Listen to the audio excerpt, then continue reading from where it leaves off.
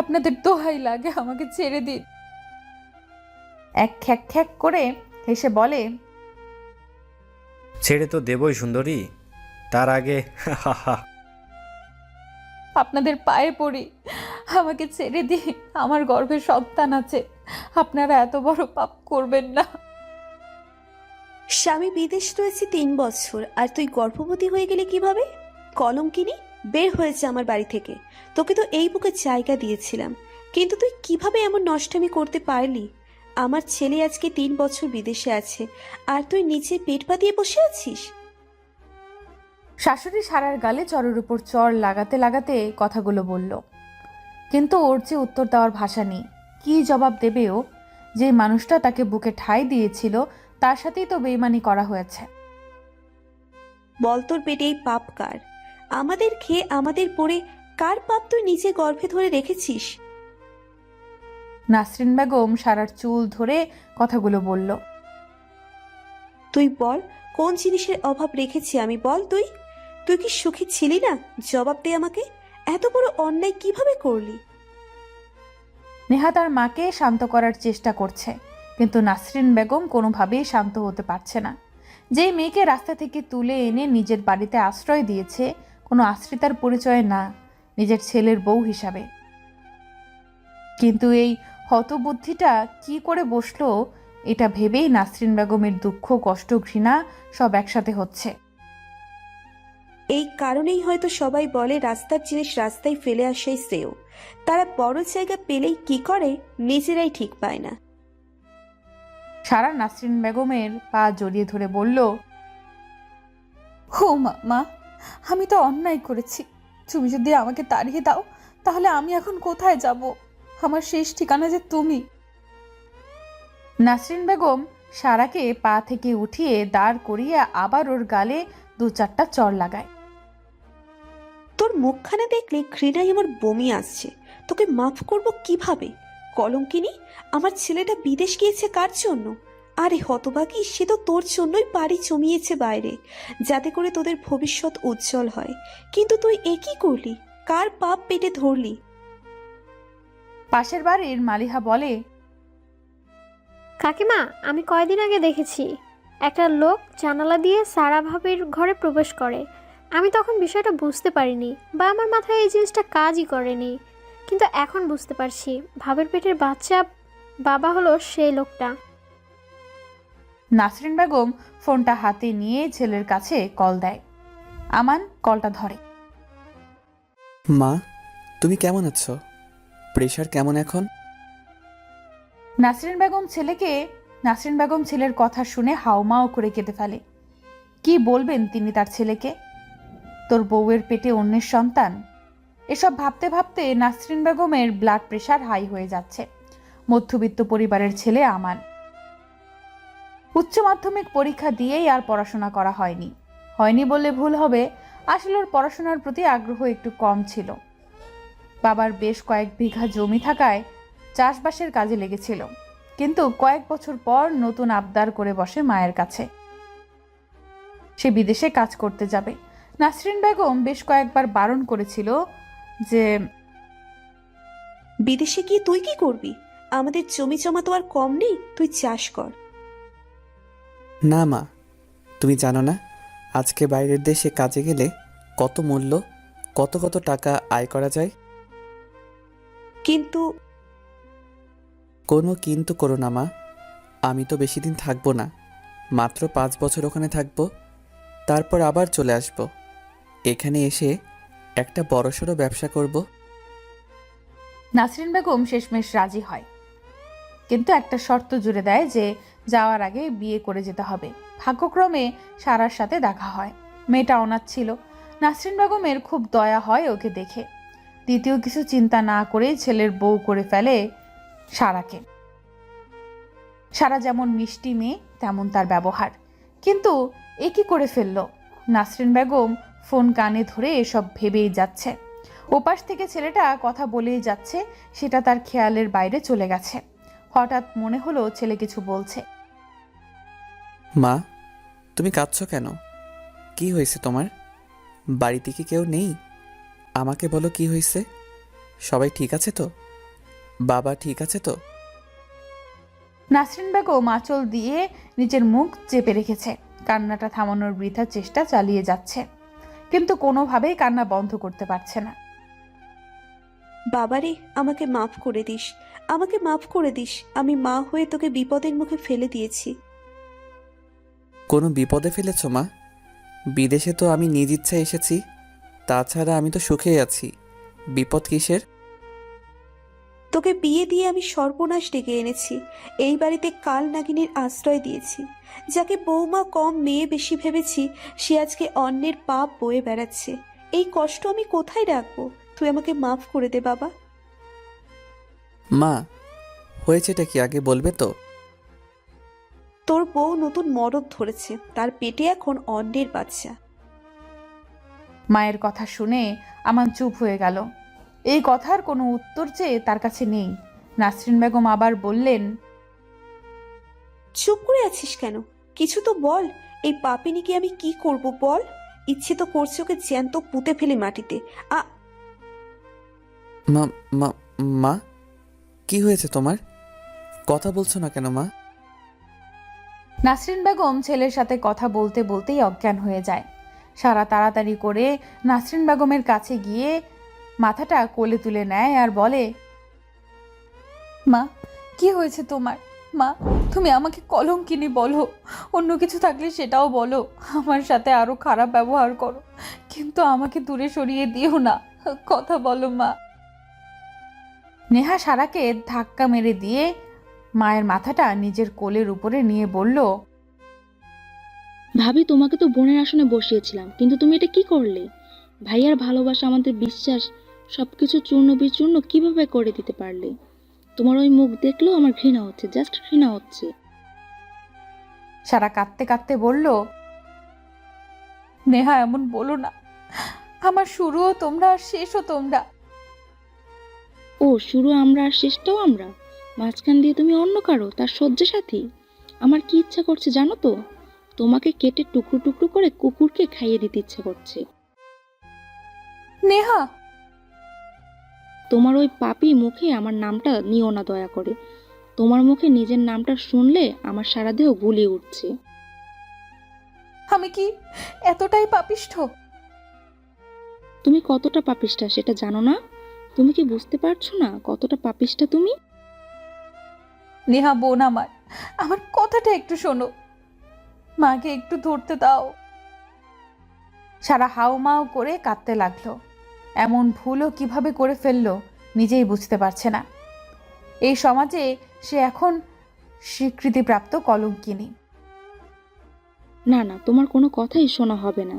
আমার মা যদি মরেও যায়, তবে তোমার হাতের স্পর্শ আমার মাকে পেতে দেব না।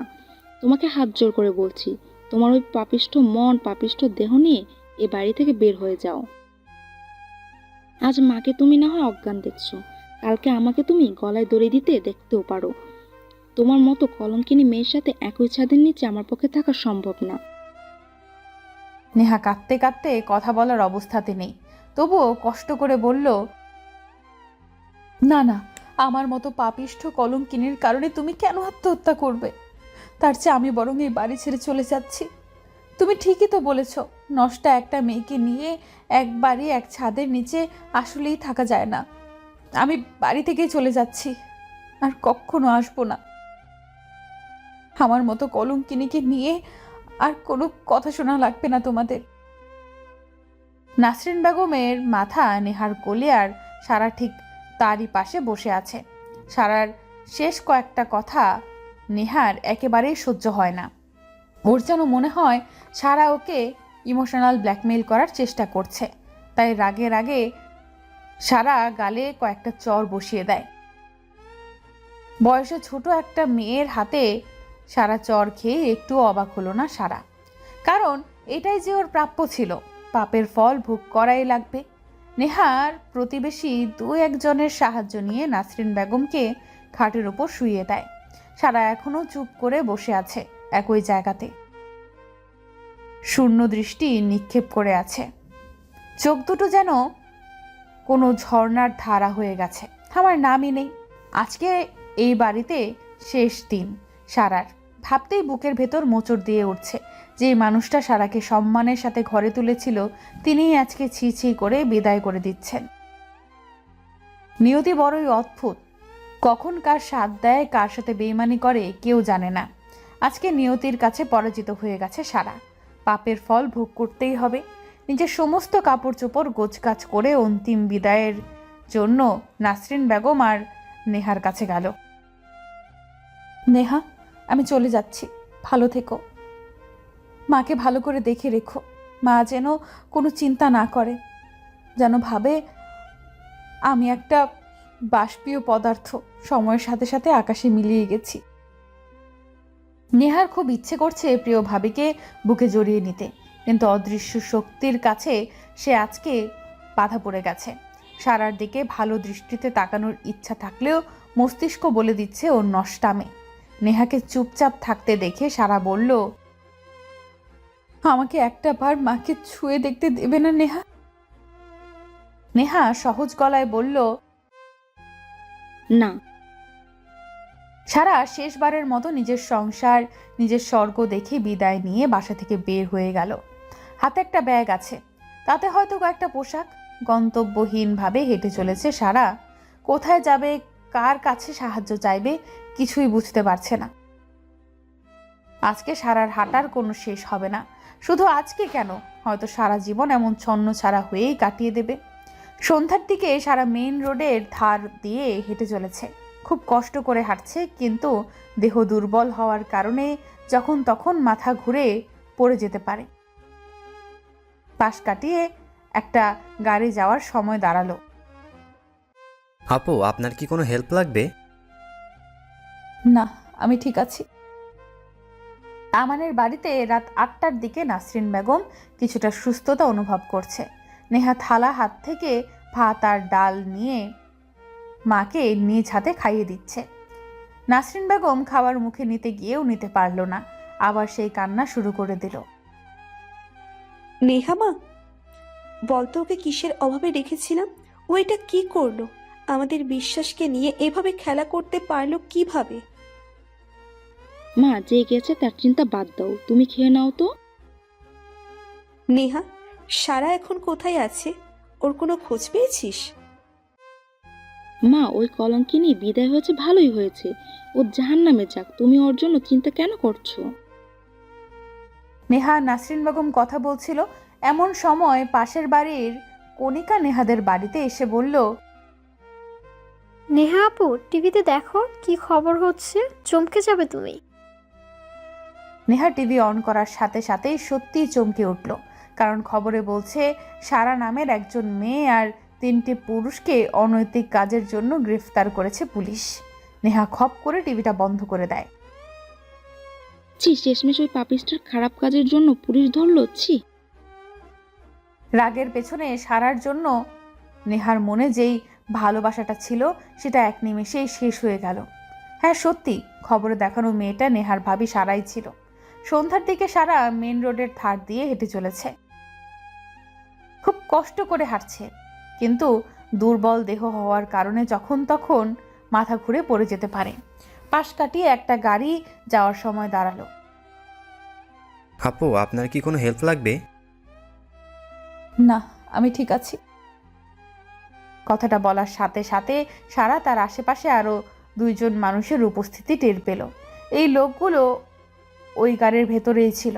রাতে এমন একটা সুন্দরী মেয়েকে দেখে তাদের মনের ভেতর অন্য কিছু কাজ করছে। সারা লোকগুলোর কাছ থেকে একটু দূরে গিয়ে দাঁড়ালো। মানুষগুলোকে কেন জানি ওর একটুও ভালো লাগছে না। কথার ভেতর একটা অন্য ভাব আছে যেগুলো প্রকাশ করা যায়। গাড়ির চালক লোকটা সারাকে চুপ থাকতে দেখে আবার বলল, কি ব্যাপার সোনামণি, কথা বলছো না কেন? আবার আমাদের থেকে দূরেও সরে যাচ্ছ? সারা লোকগুলোর মতলব ভালোভাবেই বুঝে গেছে, কিছু না ভেবেই পালাতে গেল। কিন্তু পুরুষ মানুষের সাথে দৌড়ে পেরে ওঠে না সারা, তাদের হাতে ধরা পড়ে যায়। চিল্লাচিল্লি করতে থাকে, কিন্তু আশেপাশে সাহায্য করার মতো কেউ ছিল না। আপনাদের দোহাই লাগে, আমাকে ছেড়ে দিন। এক খ্যাক খ্যাক করে হেসে বলে, ছেড়ে তো দেবই সুন্দরী, তার আগে আপনাদের পায়ে পড়ি, আমাকে ছেড়ে দিয়ে, আমার গর্ভে সন্তান আছে, আপনারা এত বড় পাপ করবেন না। সুন্দরী, তোমাকে দেখে তো ক্লাস 9-এর মেয়ে মনে হয়। তা পেটের বাবুটার বাবা ঠিকঠাক আছে নাকি আমরা স্বীকৃতি দেব? লোকগুলোর হাসি সারার দেহে ঘিন ঘিন লাগিয়ে দিচ্ছে। খারাপ মানুষের ভাষা কোনো দিন ভালো হতেই পারে না। এদের থেকে বাঁচার কোনো উপায় নেই সারার। সারার উপর যেই না ঝাঁপিয়ে পড়বে, অমনি সময় দরজা ভেঙে পুলিশ প্রবেশ করে। সারা পুলিশকে দেখে দেহে যেন প্রাণ ফিরে পায়। তাড়াতাড়ি লোকগুলোর পাশে কাটিয়ে দৌড়ে পুলিশের কাছে চলে গিয়ে হাঁটু গেড়ে বসে হাউমাউ করে কাঁদতে লাগে আর বলে, আপনাদের অসংখ্য ধন্যবাদ। আজকে যদি আপনারা না আসতেন তাহলে হয়তো। অতিরিক্ত কান্না করার ফলে সারা ঠিকমতো কথা বলতে পারছে না। পেছন থেকে লোকগুলো ভেতর থেকে একজন বলে উঠল, তোমাকে যে 5,000 টাকা চুক্তি করে এক রাতের জন্য নিয়ে আসলাম, আর এখন পুলিশকে পেয়ে সাজু সাজার চেষ্টা করছো? সারা যেন আকাশ থেকে পড়ল। ওদের এহেন কথায় সারা নিজের কথাই হারিয়ে ফেলেছে। মানুষ নিচে নামতে নামতে কোথায় চলে গেছে? একটা নিরীহ মেয়েকে তুলে এনে তার নামে এমন কলঙ্ক লাগিয়ে দেবে?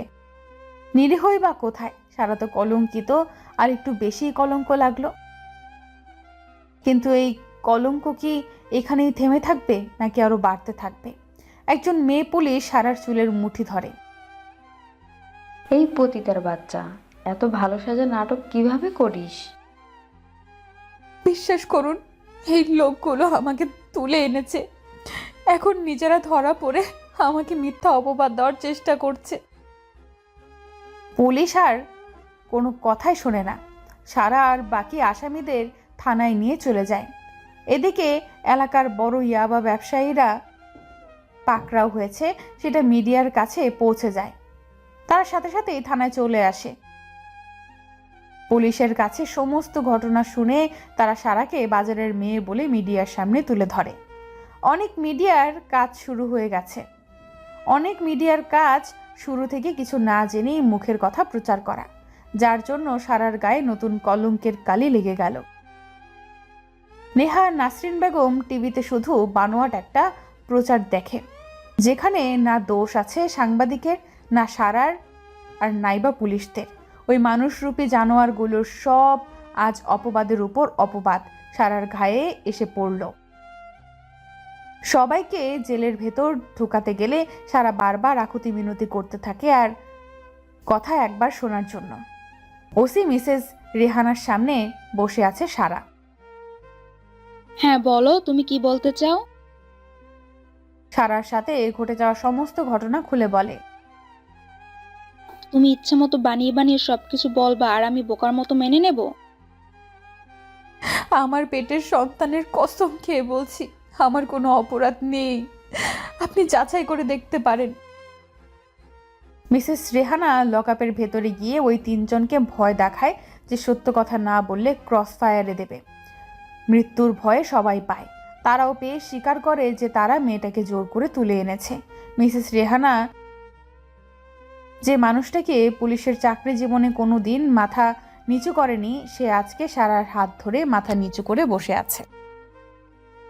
আমাকে তুমি মাফ করে দাও মা, আমার আগেই তোমার কথা শোনা উচিত ছিল। আমার এই অপরাধে যে কোনো ক্ষমা নেই।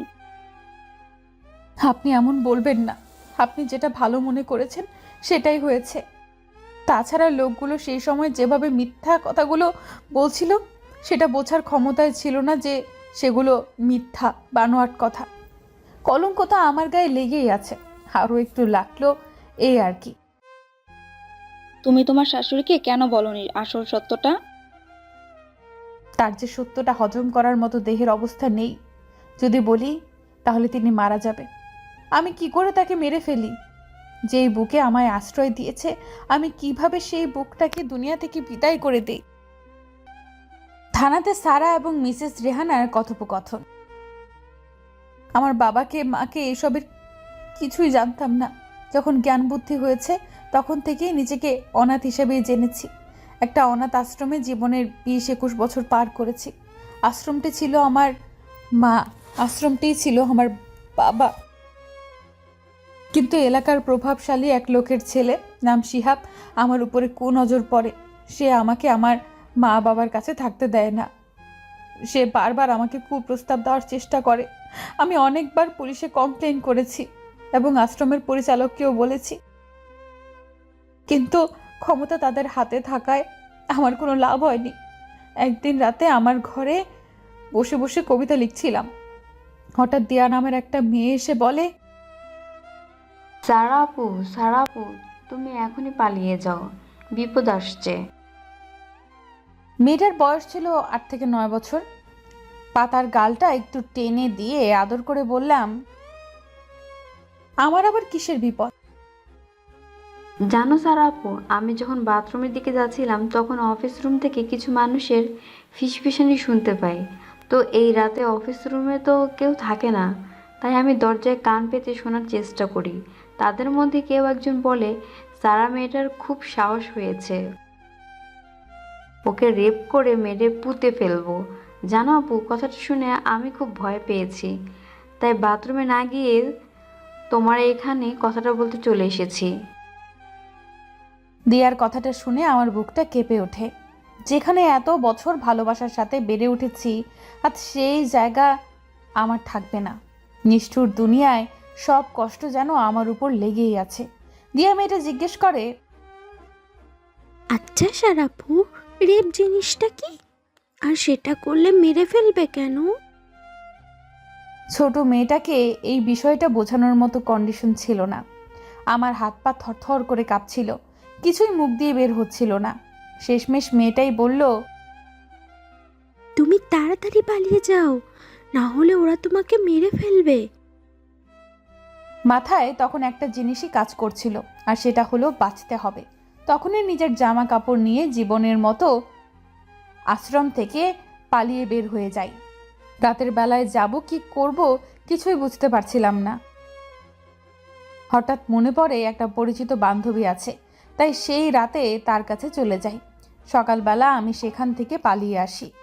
যে জায়গায় আমি 20 থেকে 21 বছর ধরে থেকে এসেছি, সেই জায়গা আমার ক্ষতি করতে চেয়েছিল, আর মাত্র 2 বছরের বন্ধুত্ব কিভাবে আমাকে রক্ষা করবে? গন্তব্যহীনভাবে সারাদিন ঘুরতে থাকি। কোথায় যাচ্ছি কিছুই বুঝতে পারছিলাম না।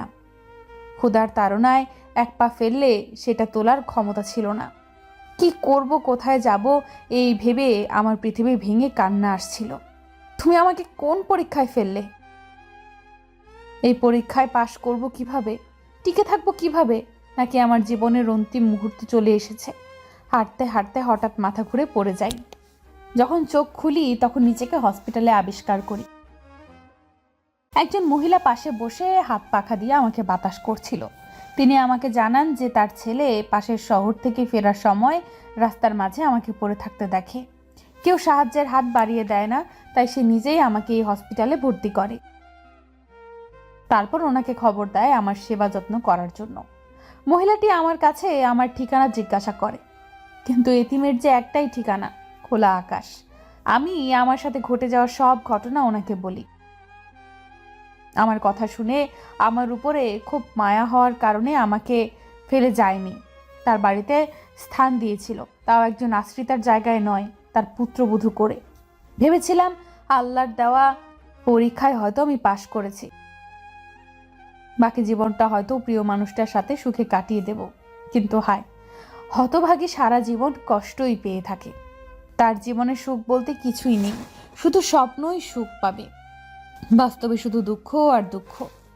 বিয়ের 2 মাস পর আমার বাইরে যাবার তোড়ঝোড় লাগিয়ে দেয়। বলেছিল 5 বছর বিদেশে থাকবে, কিন্তু একজন স্ত্রী জানে স্বামীর থেকে দূরে থাকা কতটা কষ্টের, তার ভালোবাসার পরশগুলো থেকে দূরে থাকা কতটা কষ্টের, তার বুকে মাথা না রেখে রাত কাটানো কতটা কষ্টের। 2 মাস পর আমাদের সব কিছু ঠিকঠাক হয়ে যায়। যাওয়ার সময় আমার কপালে একটা ভালোবাসা দিয়ে বলেছিল মা বাবা আর নেহাকে দেখে রাখতে। আমি মুখ দিয়ে কিচ্ছু বলিনি, কিন্তু আমার চোখ সেদিন আমার কথা শোনেনি। এয়ারপোর্টে ওয়েটিং জোনে বসেছিল, হঠাৎ এসে পুলিশ ওকে ধরে নিয়ে যায়। কেউ ওর পাশের চেয়ারে একটা ব্যাগ রেখে ওকে একটু দেখে রাখতে বলে। সেটাই ওর কাল হয়ে দাঁড়ায়। 5 বছরের জেল হয়। একজন পুলিশের সাহায্যে ও বাড়িতে নিয়মিত কথা বলতো। ইন্টারনেটে কল দেওয়াতে মা, বাবা বা নেহা কেউই বুঝতে পারতো না ও বিদেশে আছে নাকি দেশেই জেলে আছে। আর আমি অভিনয় করেই যেতাম সবার সাথে। 2.5 বছর পর কুরবানির ঈদের একদিনের জন্য ওকে বাড়িতে আসার অনুমতি দেওয়া হয়। হয়তো এতদিনে প্রমাণ ওর বিপক্ষে গেলেও পুলিশ ভালোই বুঝতে পেরেছিল ও দোষী না। বাড়িতে আসার আগে আমাকে ফোন দেয়। মা, বাবা আর বোনটার ঘুমন্ত মুখগুলো দেখেই চলে আসব। আমি জেলে আছি ওর মা জানলে তাকে বাঁচানো যাবে না। সেদিন রাতেই বাড়িতে আসে আমান। প্রিয় স্বামীকে 2.5 বছর পর কাছে পাই, আর তার ভালোবাসার ডাকে সাড়া দেওয়ার ফলে আমার এই সন্তান গর্ভে আসে। ভোরে আমান চলে যায়। আমি আমার প্রেগনেন্সির কথায় প্রায় 4 থেকে 5 মাস লুকিয়ে রাখার চেষ্টা করি। পেট একটু একটু বাড়তে থাকে, তবুও যতটা সম্ভব নিজেকে লুকিয়ে রাখি। কিন্তু হঠাৎ একদিন আমার ফোনে কল আসে যে আমানকে যে জেলে রাখা হয়েছিল সেখানে আগুন লেগে 3 জন পুলিশ ও যে 5 জন কয়েদি ছিল তারা সবাই পুড়ে মারা যায়। আমার পায়ের নিচ থেকে মাটি সরে যায়। আমার পৃথিবী যেন অন্ধকার হয়ে যায়। আমি কোনো রকম ভাবে বলি তার লাশ যেন বাড়িতে না পাঠানো হয়। মা দেখলে তাকে বাঁচাতে পারবো না। ফোনটা কোনো রকমে রেখেই আমি মাটিতে লুটিয়ে পড়ি। ডাক্তার এসে চেক আপ করে জানায় আমি প্রেগনেন্ট। তারপর একে একে সারা সব কিছু ওসি মিসেস রেহানাকে বলে। তুমি তোমার শাশুড়িকে কেন বলনি আসল সত্যটা? তার যে সত্যটা হজম করার মতো দেহের অবস্থা নেই। যদি বলি তাহলে তিনি মারা যাবে। আমি কি করে তাকে মেরে ফেলি? যেই বুকে আমায় আশ্রয় দিয়েছে, আমি কিভাবে সেই বুকটাকে দুনিয়া থেকে বিদায় করে দেই? তবুও তোমাকে সত্যিটা তোমার শাশুড়িকে জানানো উচিত ছিল। বিনা অপরাধে নিজের নামে কলঙ্কিনীর টাইটেল লাগিয়ে কি লাভ? আমি পারিনি। একজন মাকে তার সন্তানের মৃত্যুর খবর দিতে পারিনি। কিভাবে বলি? তোমার বুকের মানিক এই দুনিয়ায় নেই। জানেন পৃথিবীতে সব থেকে বড় বোঝা কি? বাবা মায়ের কাছে তার সন্তানের বোঝা। কোনোদিন বলতেই পারবো না আমার এই পৃথিবীতে নেই। সারা জীবন কলঙ্কিনীর তোকমা নিয়েই থাকবো। রেহানা বেগম চুপ করে সারার কথা শুনছে। মেয়েটার কথা স্বার্থপর, আসলেই স্বার্থপর। না হলে পরের জন্য কি কেউ নিজেকে খারাপ বানিয়েও বেঁচে থাকতে পারে? সারা একটু চুপ করে আবার বলতে লাগলো, একবার তো আমার নামের পাশে কলঙ্কিনীর তোকমা লেগেই গিয়েছে। এটা মুছে ফেলা যাবে না। মানুষ 1000টা ভালো কাজ করলে লোকজন তাকে মনে রাখে না, কিন্তু তার নামে একটা খারাপ কথা শুনলে সবাই তার চেহারা মুখস্থ করে রাখে। আমারটা ঠিক তেমনই হবে। আচ্ছা সারা, আমার কিন্তু একটা জিনিস এখনো পরিষ্কার না। সেটা হলো, যেদিন তোমার শাশুড়ি জানতে পারলো তুমি প্রেগনেন্ট, সেদিন সে ফোনে কার সাথে কথা বলছিল? সেটা যদি তোমার স্বামী না হয়ে থাকে তাহলে কে ছিল? সে তোমার কি কোনো বন্ধু? সারা বিশেষ রেহানার কথাটা শুনে সেটা ভাবুক হয়ে গেল। উনি তো ঠিক কথাই বললেন। তাহলে সেদিনের লোকটা কে ছিল? আমি তো এত পরিমাণ শোকে ছিলাম যে এই কথাটা আমার মাথায় আসেনি। কে ছিল সে?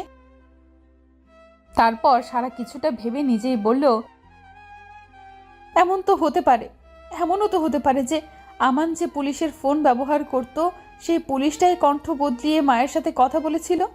কারণ আমি তো আগেই অনুরোধ করেছিলাম আমানের লাশটা যেন বাড়িতে না দেওয়া হয়। তাই হয়তো একটা মায়ের বুকে সন্তানের লাশ দেওয়ার থেকে সবার অজান্তে সে সন্তানের জায়গা পূরণ করে দিতে চাচ্ছে। মিসেস রেহানা নিজের চেয়ার থেকে উঠে সারার পাশে এসে দাঁড়িয়ে বলল, কিছু মনে করো না সারা, আমি একটা কথা বলি। আমি তো পুলিশ, তাই সবকিছুই সন্দেহের চোখে দেখি। বিষয়টা তো এমনও হতে পারে যে তোমার স্বামী মানে আমান, সে কোনোদিনই জেলে যায়নি, কোনো শর্ট সার্কিটের আগুনে মারা যায়নি। সবকিছুই তো তার প্ল্যানও হতে পারে। মিসেস সাবিনার কথা শুনে সারা কিছুটা দুশ্চিন্তাগ্রস্ত হয়ে গেল। তারপর হতাশ কণ্ঠে বলল, দেখুন ম্যাম, একটা মানুষের নিজের মৃত্যু নিয়ে নাটক করার তো কোনো মানে থাকতে পারে না। সে কেন নিজেকে আড়াল করে রাখবে? যদি বেঁচে থাকে এতে তার লাভটা কি? মিসেস রেহানা একটা লম্বা নিঃশ্বাস ছেড়ে বলল, আমরা চোখের সামনে যা দেখি তার অনেক কিছুই সত্য নয়, আর যেটা তোমার দৃষ্টির বাইরে ঘটেছে সেই জিনিস কিভাবে সত্য বলে মেনে নেওয়া যায় বলো তো? আমি তোমাকে কষ্ট দেওয়ার জন্য কথাগুলো বলছি না সারা, জাস্ট সন্দেহ হলো তাই বললাম। যাক ওসব কথা, এখন চলো আমার সাথে। সারা মুখের দিকে তাকিয়ে রইল। সাথে যাবে না মানে? কোথায় যাবে? মনের ভাবটা মিসেস রেহানা বুঝতে পারল। আমার বাড়িতে যাবে। বাড়িতে আমি একাই থাকি, একটা মেয়ে আছে, সে থাকে দেশের বাইরে। আমার হাজবেন্ডও দেশের বাইরেই থাকে, 3 মাস পর পর দেশে আসে। যাই হোক, চলো এখন। তাই বলল। সারার একটা আশ্রয়ের খুবই দরকার ছিল, তাই সে না করতে পারল না। এমনি তো প্রেগনেন্সির 6 মাস চলছে, এই সময়ে তার একটা নিরাপদ আশ্রয় চাই, যেখানে সে ভালো থাকতে পারবে, তার সন্তান ভালো থাকতে পারবে। কাছের মানুষ তো কেউ নেই। সন্তান পৃথিবীতে আসলে তাকে নিয়ে তবু পৃথিবীর সমস্ত অশুভ শক্তির সাথে লড়তে পারবে। মিসেস রেহানা বাড়িতে সারা একটা রুম দেখিয়ে দিয়ে বলল, দেখো, এই রুমটা তোমার। কোনো সমস্যা হলে আমার বাড়ির কাজের লোক আছে, তাদেরকে বলবে। তোমার সমস্ত সাহায্যে তারা চলে আসবে। আর কোনো চিন্তা করবে না। যে মানুষটা চলে গেছে তার জন্য কষ্ট পেয়ে যে আসতে চলেছে তাকে কষ্ট দিও না। মনে রাখবা, তুমি যদি কোনো নড়বড়ে ঘরের চালা হও, তো তোমার গর্ভের সন্তানকে সেই ঘরের একটা মজবুত খুঁটি হতে হবে একদিন। নিজের খেয়াল রাখো, আর আমি সন্ধ্যায় ফিরবো। এখন আসি। সারা গুটি গুটি পায়ে বেডের উপর বসে নিজের পেটে হাত দিয়ে মনে মনে বলতে থাকে, কলঙ্কিনীর নাম শুনেও কষ্ট লাগে না, শুধু তোর জন্য, শুধু তোর জন্য বেঁচে আছি। আমি চাই তুই একদিন বড় হবি, মায়ের মুখ উজ্জ্বল করবি। রাতে খাওয়া দাওয়া সেরে সারা বিছানায় শুয়ে আছে, আমানের সাথে কাটানো মুহূর্ত নিয়ে ভাবছে। মানুষটাকে বেশি দিন কাছে পায়নি সারা, মাত্র কয়েক মাস মন ভরে ভালোবাসতে পেরেছে আমানকে। বিধাতা হয়তো সবার কপালে সুখ জিনিসটা রাখেনি। সময় মিসেস রেহানার ঘর থেকে কিছু একটা পড়ার শব্দে সারার ভাবনায় ব্যাঘাত ঘটে। বাসার সব লাইট বন্ধ, চাকর বাকর সব ঘুমিয়ে গেছে। সারা আস্তে আস্তে মিসেস রেহানার রুমের দিকে গেল। রুমের ভেতরের থেকে কিছুটা ঝাঝালো কণ্ঠ শুনতে পায় সারা। প্রথমে ভাবল তিনি নিজের স্বামী বা মেয়ের সাথে কথা বলছেন, তাই নিজের ঘরের দিকে পা বাড়াতে নিল। হঠাৎ আমানের নামটা মিসেস রেহানার ঘর থেকে শুনতে পেল। দরজাটা হালকা খোলা রয়েছে, তাই কথাগুলো বুঝতে একটু অসুবিধা হলো না সারার। মিসেস রেহানা আমানের সাথে কথা বলছে। সারাকে আমি কেন এত বড় ঘটনায় কালার করতে যাব? কেউ একজন থানা থেকে মিডিয়ার লোকজনকে খবর দিয়েছিল, আমার কিছুই করার ছিল না। ওপাশ থেকে, আমি তো জানি সারা তোমার স্ত্রী, তাহলে কেন আমি তাকে বদনামের ভাগিদার হতে দেব? তুমি অযথা রাগ করছো আমান, সে আমার মেয়ের বয়সী। ওপাশ থেকে, তুমি চিন্তা করো না আমান, ওকে আমি নিজের মেয়ের মতোই দেখে শুনে রাখবো। তুমি আমাদের মিশনের কথা ভুলে যেও না। এখন রাখছি, দেখি সারা কি করছে। সারা দ্রুত পায়ে নিজের ঘরের দিকে চলে গেল। আমান তাহলে বেঁচে আছে? তাহলে এই মানুষটার সাথে ওর কিসের সম্পর্ক? সারা তাড়াতাড়ি ঘরের ভেতরে এসে কাঁথা মুড়ি দিয়ে চুপচাপ শুয়ে থাকে। এমন একটা ভাব নিল যেন সে ঘুমিয়ে গেছে। সারার মনে মনে রাগ আর খুশি দুটোই হচ্ছে। প্রিয়তম বেঁচে আছে এটা জেনে খুশি, আর বেঁচে আছে সেই কথা তাকে জানানো হয়নি কেন এটা জেনে রাগ হচ্ছে খুব। মানুষ তো তার স্ত্রীর কাছে সব কথাই বলে, কিন্তু এই হতচ্ছাড়া লোকটা কেন বলেনি? যদি সে পুলিশের কোনো এজেন্টও হয়, তাহলে তো মা কিংবা আমাকে কথাটি সে জানাতে পারত। তাৎক্ষণিকভাবে মনে পড়ে যায় আমান তো বেশি লেখাপড়া করেনি, তাহলে সে পুলিশের চাকরি কিভাবে পেল? ভাবতে ভাবতে মাথা বন্ধ করছে। মিসেস রেহানা এসে সারার পাশে বসতেই সারা একটু নড়ে চড়ে উঠল। মুখের ওপর থেকে কাঁথাটা সরিয়ে কপালে হাত দিয়ে দেখল জ্বর আছে কোনো কিনা, কারণ এই গরমে কারো কাঁথা মুড়ি দিয়ে থাকার কথা না। কপালে হাত দিয়ে দেখল সব কিছু স্বাভাবিক আছে। ডাক দিল সারার ঘুমের ডিস্টার্ব হবে ভেবে মিসেস রেহানা তাকে আর ডাকে না। বাইরে থেকে দরজা আটকে দিয়ে নিজের ঘরে চলে যায়। সারা তাড়াতাড়ি গিয়ে ভেতর থেকে দরজাটার লক এঁটে দেয়। সারার এখন খুব কান্না পাচ্ছে আমানের জন্য। 2 দিন আগেই জেনেছে লোকটা দুনিয়ায় নেই। তার খবর লুকাতে গিয়ে কত কি ঘটে গেল, এসবের কিছু কি সে জানে? বাথরুমের ভেতরে গিয়ে শাওয়ারটা ছেড়ে দিয়ে সারা ভিজতে থাকে আর অঝোর ধারায় কাঁদতে থাকে। কেন তুমি মরার নাটক করেছো? আমাকেও জানাওনি কেন? আমার তো ইচ্ছে হয় আমার বাবুটার পেটের ভেতরে থাকা অবস্থায় তুমি আমাকে দেখাশোনা করবে, পেটে মাথা রেখে বাবুর সাথে কথা বলবে, কিন্তু না, তুমি তোমার মতো পালিয়ে পালিয়ে বেড়াচ্ছ আমার থেকে। কেন করছো? আমারও তো ইচ্ছা হয় তোমার বুকে মাথা রেখে দিনগুলো কাটাই, তোমার সাথে খুনসুটি করে সময়গুলো পার করি। সব সময় কি আর নিয়তির দোষ দিলে হয় বলো? দোষ তোমার। কেন আমার সামনে আসছো না? কেন কেন কেন? সকালে মিসেস রেহানা অফিসে যাওয়ার জন্য রেডি হয়ে খাবার টেবিলে এসে দেখে সারা নেই। কর্মচারীদের জিজ্ঞাসা করতেই তারা বলে,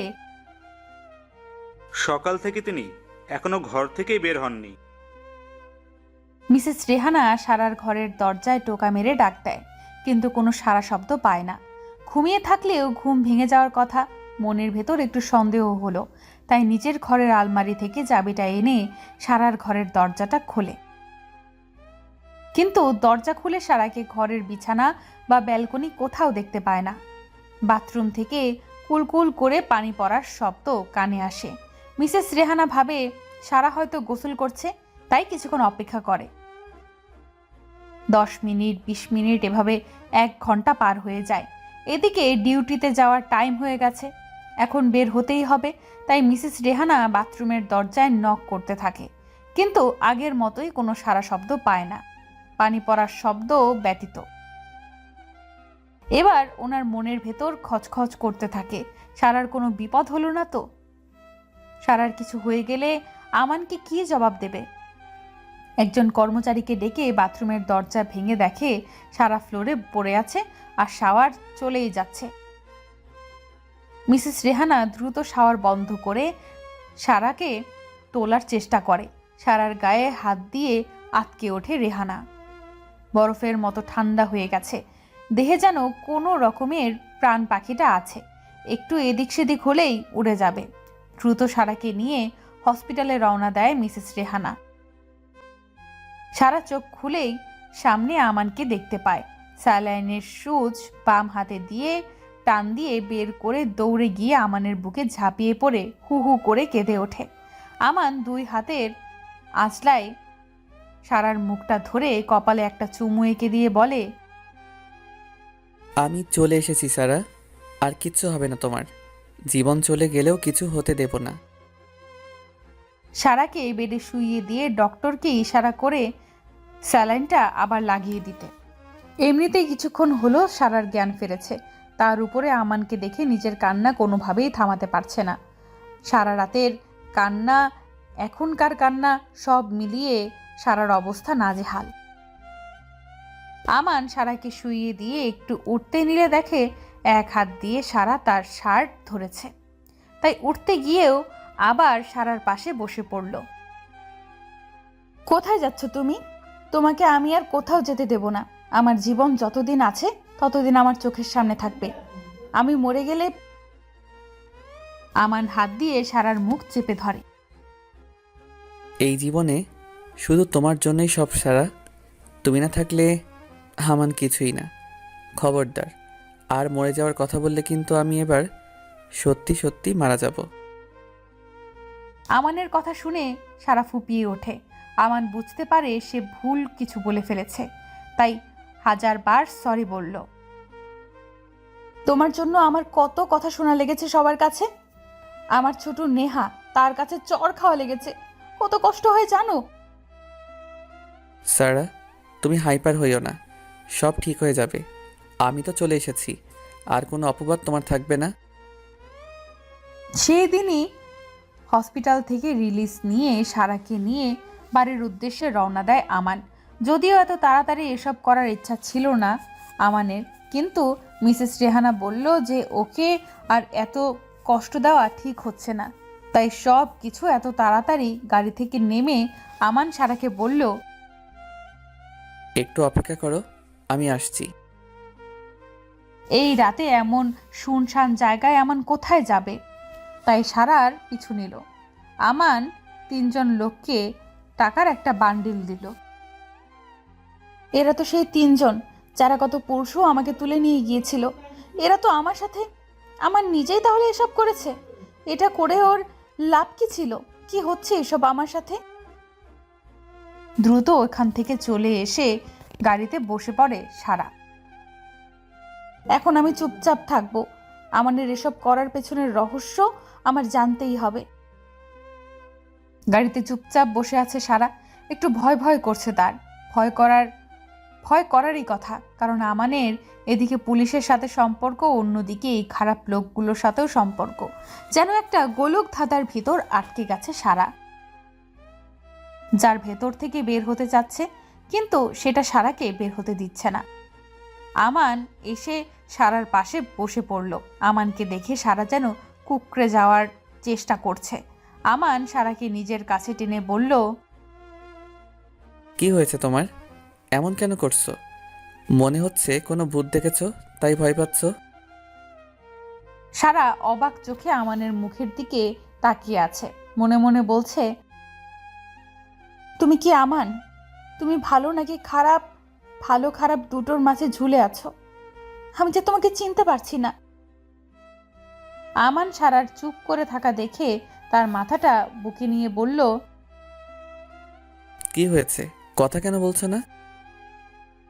সারা ভাবনা থেকে বের হয়ে শুধু একটা কথাই বলল, আমি খুব ক্লান্ত, আমার ঘুম পাচ্ছে। ঠিক আছে, তুমি আমার বুকে মাথা রেখে ঘুমাও, আমি তোমার মাথায় হাত বুলিয়ে দিচ্ছি। গাড়ি আপন গতিতে চলছে। সারা আমানের বুকে মাথা রেখে ঘুমিয়ে আছে। সবার কাছে এটা একটা প্রশান্তির ঘুম। প্রত্যেক স্ত্রী তার স্বামীর বুকে প্রশান্তির ঘুম দিতে চায়। সারাও ঘুমাচ্ছে, কিন্তু ঘুমের ভেতর কোনো প্রশান্তি নেই সারার। বারবার উচপিচ করে উঠছে, যেন মনে হচ্ছে ওর প্রশান্তি কোনো দিন ছিল না, কোনো দিন আসবেও না। সারা জীবন শুধু লড়াই করেই বাঁচতে হবে। আমানদের বাড়িতে পৌঁছাতে রাত প্রায় 11টা বেজে যায়। দরজায় টোকা দিতেই কিছুক্ষণ পর নেহা এসে দরজা খুলে দেয়। আমানকে দেখে নেহা যেন চমকে ওঠে। ভাইয়া বলে চিৎকার করে আমাকে জড়িয়ে ধরে। কিছুক্ষণ পর ছেড়ে দিয়ে বলে, তুই কখন এলি ভাইয়া? আমাদেরকে জানাসনি কেন? হঠাৎ চোখ যায় আমানের পেছনে, দেখে সারা মাথা নিচু করে দাঁড়িয়ে আছে। ওর সাথে তোর কোথায় দেখা হলো ভাইয়া? ওকে নিয়ে চলে আসলি? ভাইয়া তুই জানিস না ও কি করেছে? তোর সাথে কত বড় পাপ করেছে। মুখে লাথি দিয়ে বের করে দে ভাইয়া। নেহার কথা শেষ হতে না হতেই আমার নেহার গালে একটা চড় কষে দিল। যেই মেয়েটাকে কলঙ্কিনী নাম দিয়েছে এই সমাজ, তার গায়ে কলঙ্কিনী ছিটে ফোটাও নেই। কিভাবে সহ্য করব আমি, তুই বল? আমার সন্তান ওর গর্ভে, ওর স্বামীর সন্তান ওর গর্ভে, আমাদের ভালোবাসার চিহ্ন ওর গর্ভে। মানে কি বলছিস ভাইয়া? তুই তো 3 বছর দেশের বাইরে ছিলি, তাহলে কিভাবে কি? আমি কোনোদিন বিদেশে যাইনি। সরকারের একটা গোপন মিশনে আমাকে নেওয়া হয়, তাই বিদেশে যাওয়ার নাটক, জেলে যাওয়ার নাটক সব করেছি। মরে যাওয়ার নাটকও করেছি। ভেবেছিলাম বাড়িতে এসে সারপ্রাইজ দেব, কিন্তু তোরা আমার সারাকে বাড়ি থেকে বের করে দিলি, তাই সব কিছু ছেড়ে চলে আসতে বাধ্য হলাম। কি বলছিস ভাইয়া? মরে যাওয়ার নাটক মানে? এবার সারা মুখ খুলল। আমি অনেক আগেই জানতাম আমান জেলে আছে। এর মাঝে নাকি একদিন পুলিশ ওকে ছুটি দিয়েছিল, তাই এখানে আসে সবাইকে লুকিয়ে। সেই দিন আমার পেটে ওর বাচ্চা আসে। কয়দিন টিভিতে দেখালো বিদ্যুৎ শর্ট সার্কিটে আগুন লেগে একটা জেলের কয়েদি মারা যায়। সেদিন আমাকে জানানো হয় আমানও মারা গেছে। সারা কাঁদতে কাঁদতে কথাগুলো বলল, তাই আমান সারাকে থামিয়ে দিয়ে বলা শুরু করলো। তারপর তোরা আমার সারাকে ভুল বুঝে বাড়ি থেকে বের করে দিলি। তখন ফোন দিয়েই তোরা জানিয়েছিলি, তাই হয়তো আমার সারাকে আমি জীবিত পেয়েছিলাম। আমার কিছু বন্ধু ওকে কিডন্যাপ করে, তারপর পুলিশ ওকে বাঁচায়, যার সব কিছুই ছিল সাজানো, যাতে সারাকে একটু ভয় দেখানো যায়, কারণ ও ভয় পেলে একটা নিরাপদ আশ্রয় খুঁজবে। তাই ওসি মিসেস রেহেনা ওকে এই সুযোগে নিজের বাড়িতে নিয়ে যায়। কিন্তু এর আগে একটা বড় ভুল কিছু হয়ে যায়। কোনো একটা পুলিশ মিডিয়াকে খবর দিয়ে জানিয়ে দেয়। সেদিনের ঘটে যাওয়া সব কথা নেহাকে বলে আমান। নেহা সারার সামনে ধপ করে হাঁটু গেড়ে বসে পড়ে, খপ করে পা জড়িয়ে ধরে হাউমাউ করে কাঁদতে থাকে।